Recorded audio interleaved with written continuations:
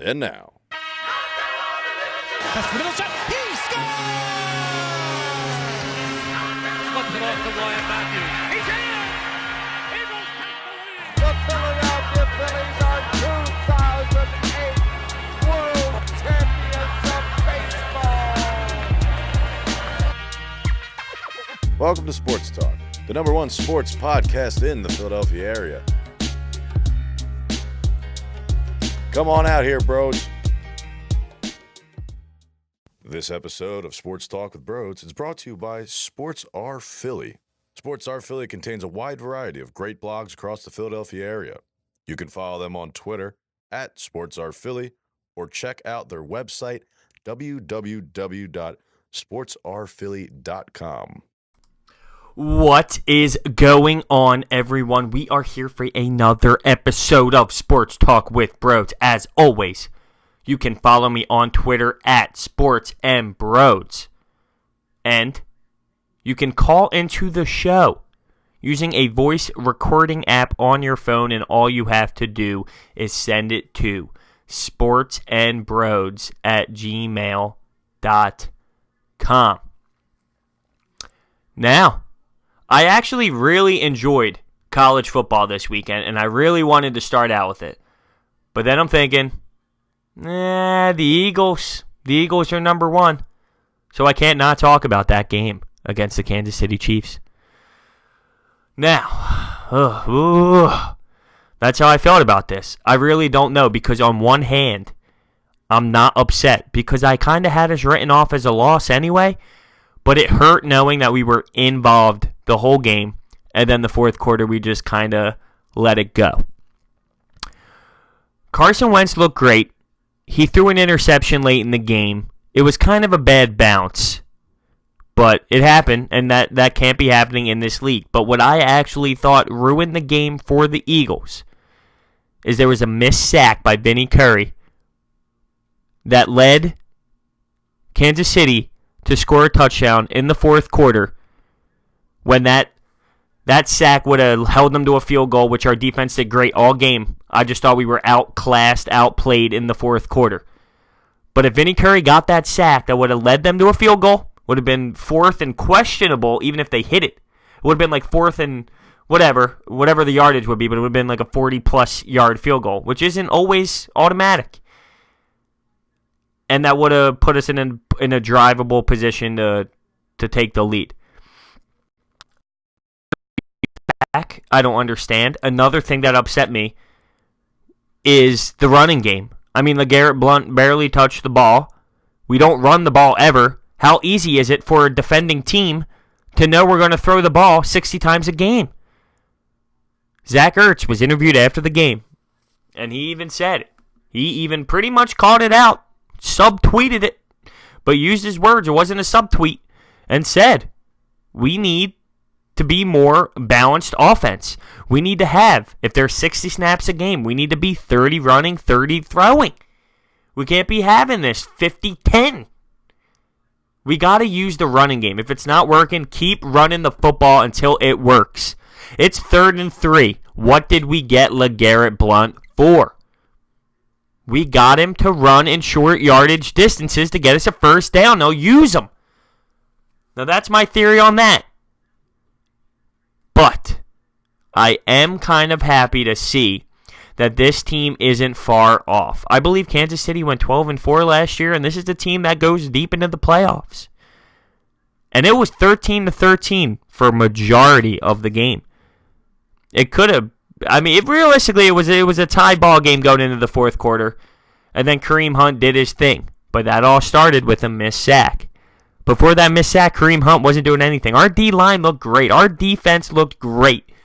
But that fourth quarter, we were just outclassed and outplayed, and it showed that we didn't have as much talent as the other team has. Now, one thing I hate seeing is Kareem Hunt run for 56 yards. I don't like that. How come we can't do that?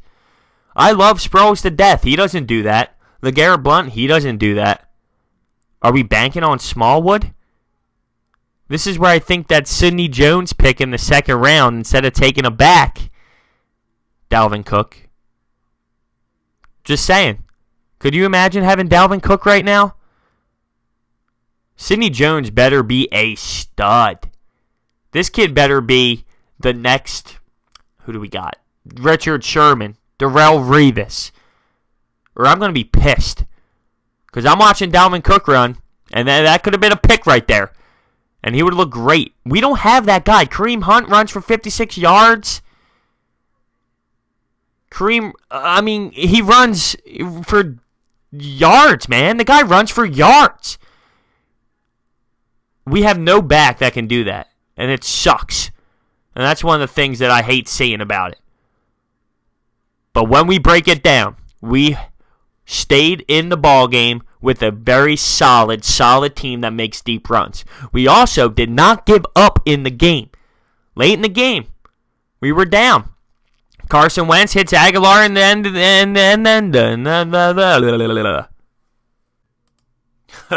what I was trying to say there was end zone. But all in all, if I did this live, which I was joking around about that I should do that would be pretty interesting and funny. But if I did this live, I would be reckless. I was heated.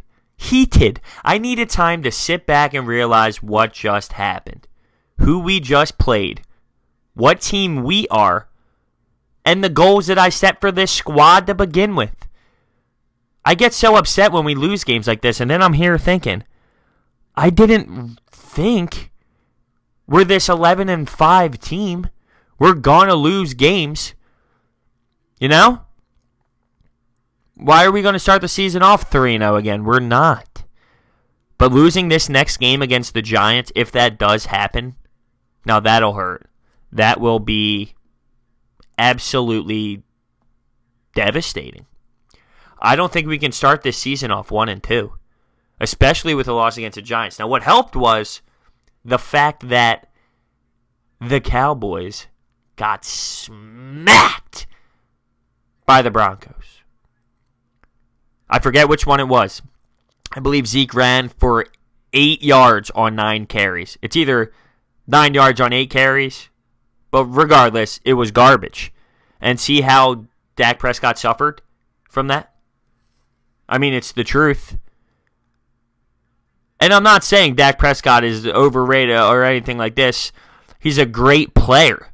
But having somebody like Zeke who opens up the field when it comes to running the ball, play action. Think of that threat on play action plays. People aren't afraid of the Eagles. If we do a play action with Darren Sproles or Smallwood, I mean, they're just not as intrigued by who's coming up the middle or running through if it was someone like Zeke. So you have Zeke running. Play action, they're all worried like, oh, damn, we got to get this guy. Oh, that's a fake.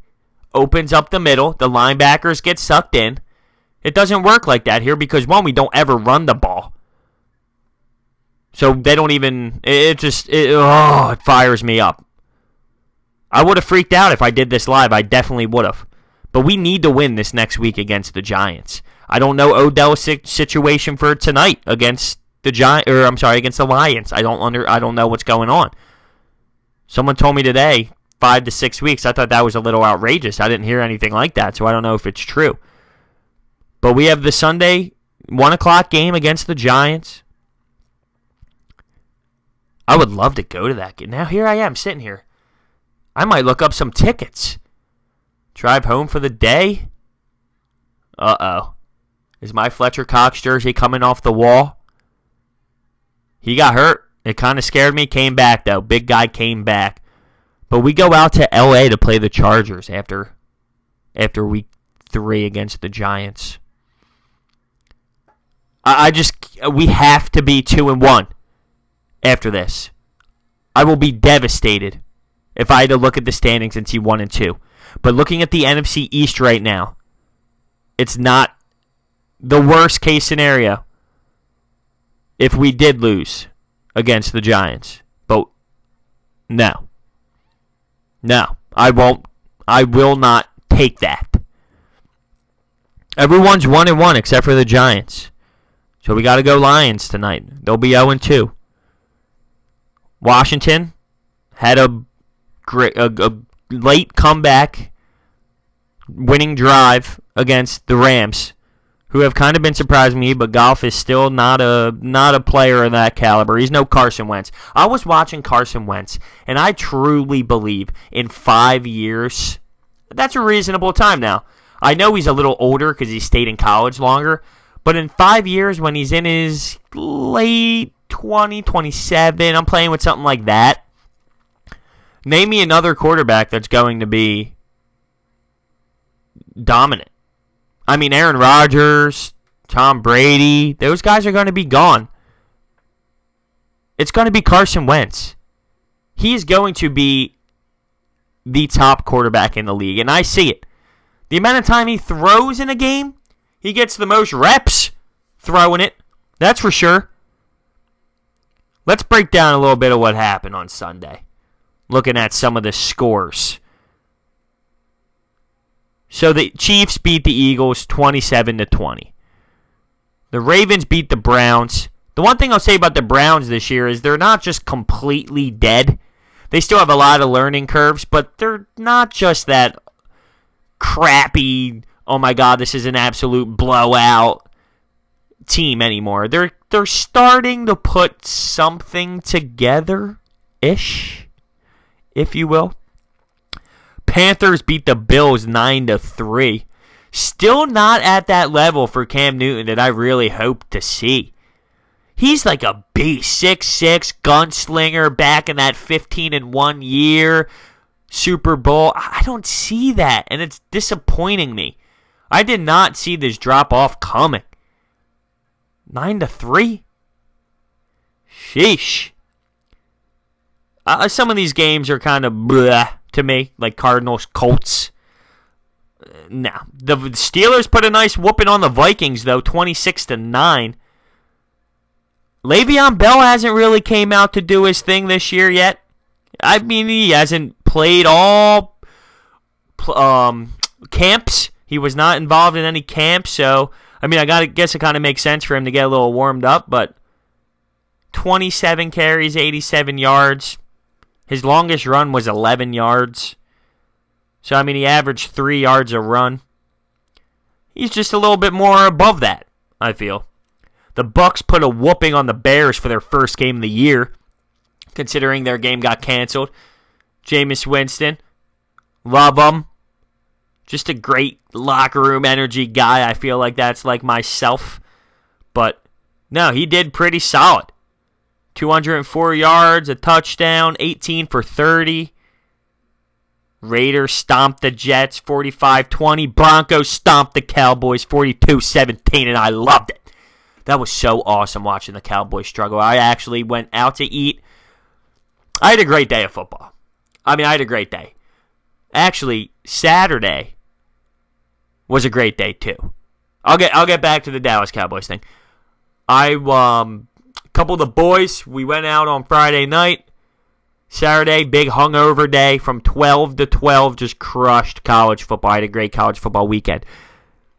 Then Sunday came around, and I did it all over again. It was actually just a football weekend for the kid. The girlfriend came to visit. She wasn't too pleased, but it had to be done. It had to be done. I'm sorry, Kara, if you're listening, which you better be. So moving along, we went out to eat for the late 4:30 games. We went out to eat around 6, Buffalo Wild Wings, catch the games. That game was actually on a thunderstorm delay, which I never really even seen. I feel like that's so uncommon, which is weird. Because, I mean, I feel like that would happen more times than not. But so that game ran a little later, and man, was Buffalo Wild Wings pumped for every Broncos big play. It was great. I think everyone just the Cowboys are one of the teams you hate or you love. There's no in between. No people are like, I kind of, no. You hate them or you love them. And man, did people actually hate them last night in Buffalo Wild Wings. It was great as I was enjoying my IPA. A little fruity. It was a little bit fruity. But there's no such thing as bad beer unless it hits to the point of like cinnamon or chocolate. Or once you get weird like that, no. But when you hit the hoppy IPAs, no such thing as a bad beer. And then the Falcons actually put down a little... It was a beatdown, I would say. I don't think the score actually showed how much the Falcons looked better than the Packers. But the score ended up being 34-23 for the Sunday Night Football. So for tonight, we have Giants-Lions. Giants at home. I believe no Odell. Considering the Giants did not play very great last week, it's a toss-up. It's a toss-up. It depends. They are home, though. They got the crowd going to them. But it'll be a good game. I'm very, very excited to watch this game. This is finally like a Monday night game that's not garbage. Just please put games on that are reasonable to watch. Like I saw a commercial for Thursday Night Football this upcoming week. You ready for this? As I roll my eyes. 49ers at home against the Rams. I just don't get it. That's so boring. Why don't you put something reasonable on? I don't get it. But I do have a caller, and I'm going to take it. So, with that being said, we have Keith Inman on Sports Talk with Brodes. What do you have for me, Keith? Hey, Brodes, Keith here. I was watching the Texas-USC game last night, and it got me thinking, who are the top sports announcers out there for you? Gus Johnson's got to be on that list somewhere, so I'm curious where your mind's at with this. Thank you, Keith, for the call. That's a great question. And Gus Johnson is the GOAT, man. Gus Johnson's the GOAT. It's funny you actually sent this question in because in my notes that I had for this episode was a GOAT emoji Gus Johnson. But it really does depend on what you're watching, right? College football, Gus Johnson.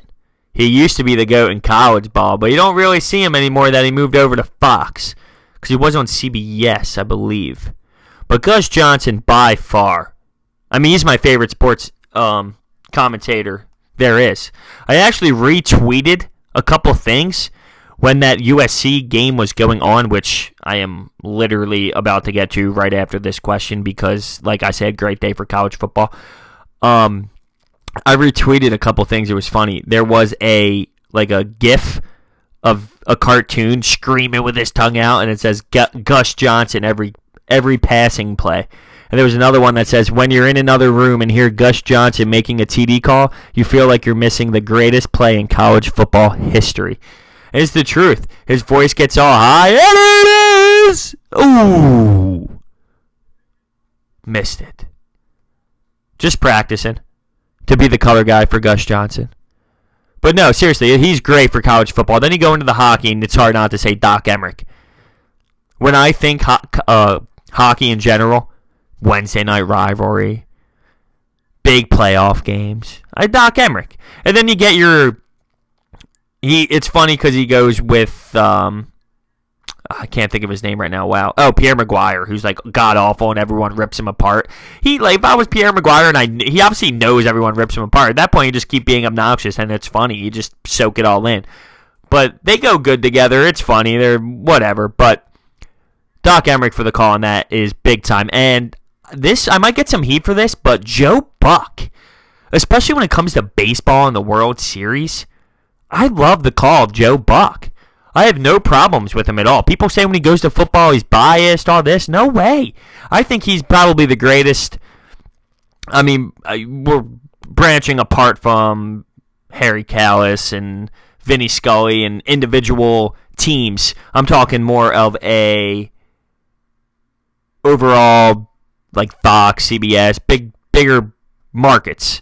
Joe Buck is great for baseball, and that's where I stand on the greatest commentators. But that reminds me, I have a question before we end the NFL segment. Hopping into the question, I got a DM. Let me do this real quick. Found it. Okay. This is from @Flosif21, Austin Swingle. Should we be worried about Bradford and his knee problem after week 1? And are the Vikings finally going to take the next step to be a postseason contender within the division? I think they have the defense to play in the playoffs. I don't think they're going to be anything crazy. I don't think they're going to win the division. I think they're a team that makes the wild card spot. They have the defense to do it. Now that I think Case Keenum came in this week because Sam Bradford's out, and I saw another thing from Bleacher Report that Teddy Bridgewater might actually be able to come back around week 6, week 7. I don't know how true that is. If Sam Bradford's in, you guys are a team. I don't think they're going to contend to win the division. I think there's I actually had the Lions and Green Bay in there over the Minnesota. But I think that they have a chance maybe to get into the wild card spot, considering Green Bay actually did not look good last night. It's only 2 weeks in, but regardless, getting drifted away. Yes, I think they can contend to get into the playoffs. You need to have Sam Bradford or Teddy Bridgewater in. No Case Keenum crap. Nothing like that. That won't fly. That will not get you into the playoffs. A starting quarterback is the most prized possession in this league. So I'm just going to stop there, especially with the NFL. We've done it for 21 minutes now, and I am ready to hit college football. Because, like I said, I had a great day of college football. As I see other things on here about the NFL in my notes. Well, I'll just rattle them off real quick. Gronk, TJ Watt are out with groin injuries. Marcel Darius, ankle injury. Greg Olsen breaks his foot. Lots of injuries happening. And Joe Thomas hits his 10,000 consecutive snaps. That doesn't do anything to me except for scream CTE. Isn't that brutal? Isn't that sad that that's what I think of? But that's how it is, man. That's the NFL these days. There's no way that guy's not going to have CTE. If I was him, I'd be scared. I would be scared. So let's just rock and roll into the college football. So I started off with a little UCLA Memphis. Wow. Was that not awesome? That game was crazy. 48-45. UCLA's quarterback threw for 6 touchdowns and lost the game. One of the questionable calls I saw on that was from the Memphis coach. Up 3. Field goal position, very doable. Calls a fake. This is in fourth quarter. Fakes a field goal. Has the placeholder throw it over his head to a running kicker to try and run it in and did not make it. Now you're telling me you're playing a ranked opponent at home. They are home, Memphis. You can make it so the UCLA has to go down the field and score a touchdown. They can't do it on a field goal. And you're going to give them the opportunity with the Heisman quarterback who already has 6 touchdowns of the day? I don't know. I feel like make them earn it. Make them go down there and get the touchdown rather than be able for them to get a chance to tie it up with a field goal. But I guess I'm wrong because they ended up stopping them on 4th down and turnover on downs and won the game. But it was ballsy. It was very ballsy. But that's the kind of plays that I like to see. That's college football, baby. That's the difference. I had a blast with college football this weekend. The wild Florida finish. Hail Mary. First off, the coach was getting criticized in the 4th quarter for terrible time management. They got the ball back with about 30 seconds. Ran one play. Ran the clock down to 9 seconds before calling timeout. So they ran one play with 30 seconds left. Ran up to the line, was all screwed up. Then they end up running a play, 9 seconds. So they went from one play, they dropped that amount of time. So everyone's booing. The whole crowd's booing. Hail Mary. 0 seconds left. Touchdown. It was unbelievable. I was by myself, screaming. My girlfriend's in the bathroom. She opened the door, coming out. What? What? Hail Mary. She gave me that look like you're just ridiculous. She thinks I have a problem when it comes to football and how obsessed I am with it.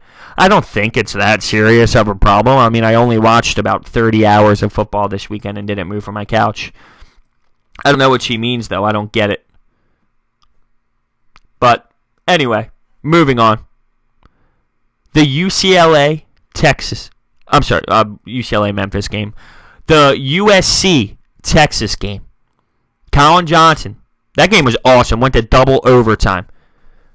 But USC pulled through. I can't believe they pulled through. A walk-on freshman kicker for USC nailed it to go to overtime and nailed the game winner in double overtime. Walk-on freshman kicker. How about that? You're just for number 4 team in the country. You're just a walk-on kicker nailing it to send it to OT and then to win it in double OT. That's awesome. But Colin Johnson, the receiver for Texas, put on an absolute show. It's crazy. It's like USC knew, because I put in my notes, in the fourth quarter, Texas drove downfield for a touchdown to put them ahead. And in my notes, I said, let's break down USC's schedule and see if they can last the season with one loss, thinking that they lost that game already. Well, boy, was I wrong. Was I wrong? The finishing score was 27-24 USC. Ellinger, the quarterback for Texas, 298 yards, 2 touchdowns. Colin Johnson, 7 receptions for 191 yards. Longest was 48. I mean, it was truly just a phenomenal game. The quarterback for USC, Darnold, threw for 397 yards and 3 touchdowns. I'm actually so interested in this Heisman run right now. To me, you have UCLA's quarterback. You have the Penn State running back. You have Lamar Jackson still, although getting to that, they did not look that great against Clemson. They looked outclassed, and it was just a whole different tier. And I feel that way, that it might be Bama and it might be Clemson all over again. It might be. They are on a different level than every other team. They are. They're just on a whole nother level of teams. I'm going to run through the poll, top 10 teams, and there's a drop-off. LSU gets demolished by Mississippi State, an unranked team, 37-7.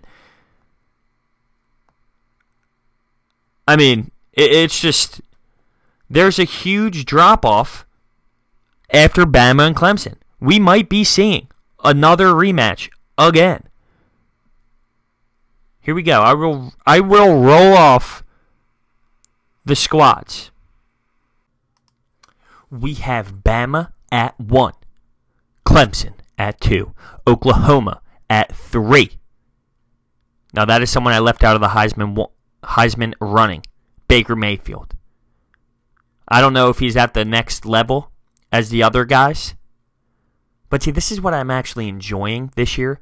Now that I'm covering it at a different level, I used to just watch, enjoy football. But now that I'm covering it more for these sports episodes and really learning teams, learning players more, and I'm just like dissecting teams a little bit differently and dissecting the game, it's awesome.